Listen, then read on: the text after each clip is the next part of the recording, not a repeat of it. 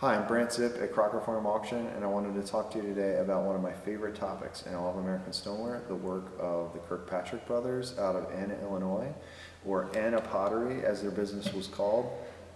The Kirkpatrick brothers are some of the most famous American stoneware potters, I would say, but they were also some of the most artistic, and their work really was a true blend of utilitarian vessels with artistry, with political commentary and wit, and these pieces really kind of capture the spirit of the times and what it was to be a citizen of Illinois in the second half of the 19th century. This piece is a great example of that because it takes up a topic that captured the attention of the citizens of Illinois in 1883 and onward. This jug says on it, is inscribed, Harper's $500 Little Brown Jug, 1883. And I have to give my brother a lot of credit on this because this has been a known piece. It's been locked up in a collection for a long time. But as far as I know, no one was aware of what that inscription referred to. Well, he did some really good research and determined that it refers to something called the Harper High License Bill of 1883.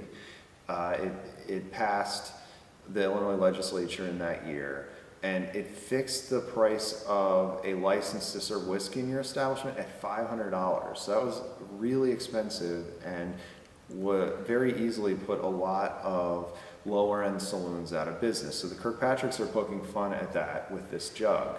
The bottom is actually inscribed Anna Pottery 1884. So they made this the year after the bill passed. And this is an example of one of their snake jugs. Wallace Kirkpatrick in particular was a collector of snakes, was very interested in snakes, and was great at modeling snakes. So you see these wonderful vipers on their work.